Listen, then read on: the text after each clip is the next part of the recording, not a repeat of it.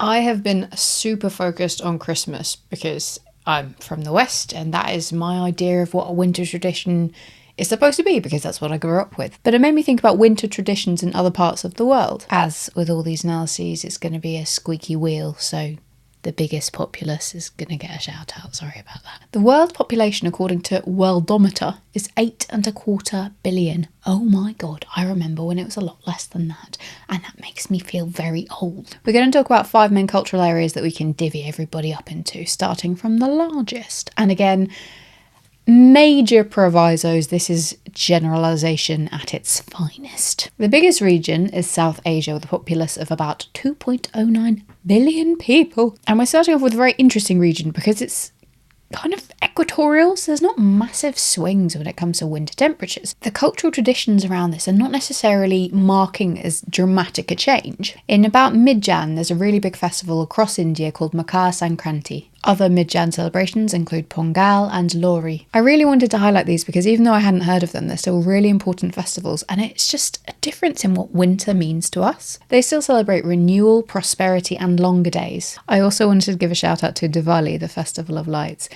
and that kind of happens October, November, so it's an autumn festival, and I don't know, I always assumed that it was winter, but no, it's not.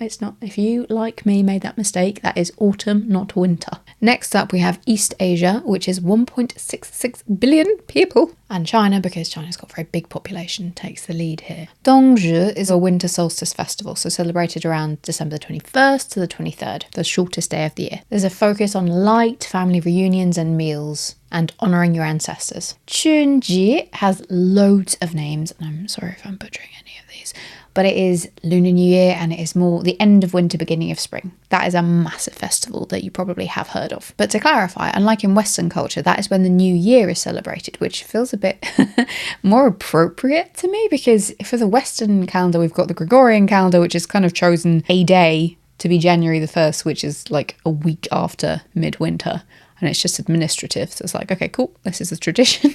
Whereas for Lunar New Year, it's more like this is actually the beginning of spring and rebirth. That feels, I don't know, if I could choose, it would be later. But also it's kind of nice having a new year slap bang in the middle of winter, because you're like, hey, hibernating still. But it means it's horrible when you have to do the January stuff. I don't know, I'm still in two minds about that. I think I might be leaning more towards lunar. Traditions again include family reunions, Hongbo, which are those red money envelopes, and decorations, dragon dances, fireworks, all of these things to banish the bad spirits of the previous year and to attract good luck for the next year. Something I find really interesting is in Eastern culture, red is seen as a really lucky colour, whereas in Western it feels like it's kind of the bad one, as the stop signal.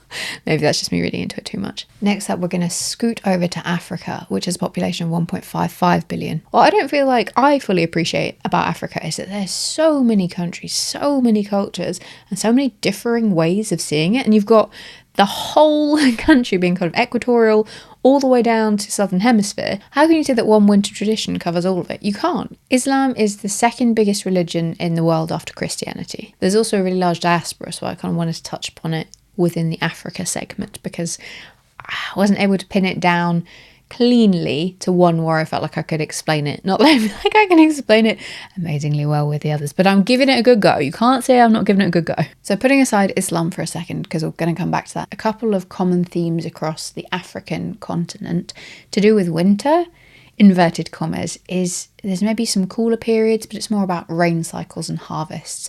And again, it's coming together, talking about ancestors and just being aware of the different cycles of the land. I'm also going to briefly shout out all of the other cultures that I am not addressing in this video.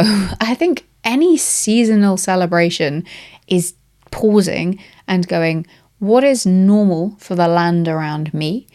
And especially when it gets slightly darker and cooler, pausing, celebrating, and taking stock. But I would really encourage you to look into any particular area that you're interested in yourself, because there are so many diverse ways of celebrating not just winter but seasons, and it's fascinating seeing what our brothers and sisters around the world are doing. It can really make you take stock of how you see the world, and also give you a little bit of breathing space to be like, what is actually important here? The way that Islam is celebrated is really interesting from a Western perspective, because it doesn't have fixed holiday dates, it follows a lunar cycle.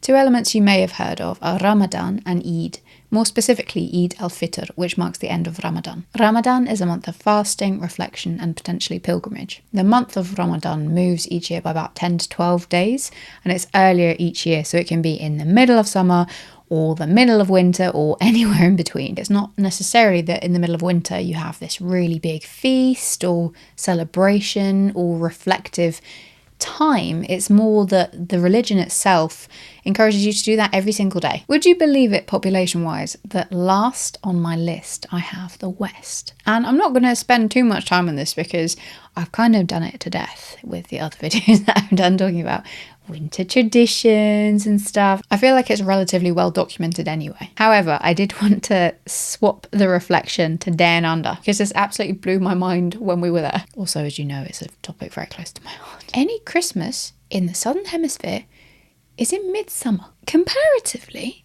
there's pretty long days. There's warm temperatures. And that does not mesh in my mind with twinkly lights. To be honest, it felt like you didn't deserve them. I vividly remember walking a dog along a pavement, and we walked by a wall, and this wall was just spouting out the heat of the day like a freaking oven. Where we were, it wasn't quite as effectively down south, so you don't have quite the variation in day lengths that you do in the UK. So it was dusk, and the Christmas lights were kind of starting to come on, but it just felt very weird. Normal Aussie traditions, which I feel like I can talk about a little bit more, are Barbie on the beach, celebrating together, pavlova, and escaping the heat. Especially in Melbourne, there's a lot of people in Western Australia, as in people who have emigrated to Australia. They go back home to their families in the Northern Hemisphere. So you just have this outpouring of people who go back to Europe and China and experience a normal Christmas, and is very strange. On the flip side, there is a growth of Christmas in July, which is admittedly in Southern Hemisphere's actual winter, but it bugs me because the opposite of December is June, so it should be Christmas in June, and that is when the longest or shortest day in Southern Hemisphere is. One more moan about winter down south. Everybody had their puffers on, and it got to double digits during the day, and I did not sympathise at all. I did not have my coat on the whole winter, by the way, apart from possibly if it was raining, but it was too hot. It's double digits during the day. But I will say insulation in Australian homes is awful. There's like none of it, so it is actually cold at night. Also, the further out you go, the higher the altitude, the further away from the ports, it does get cold. There is a frost. There are actual ski slopes in Australia. It is so strange. So that was kind of a whiz through of some traditions that are maybe winter, maybe not, as we've seen. It's just interesting visiting other parts of the world and understanding what normal is. I hope you found it equally enlightening. And I'm sorry if I have pronounced anything so badly that it makes you think of Dick Van Dyke and Mary Poppins. So I'll leave it at that. Have a lovely evening. See you tomorrow. Bye.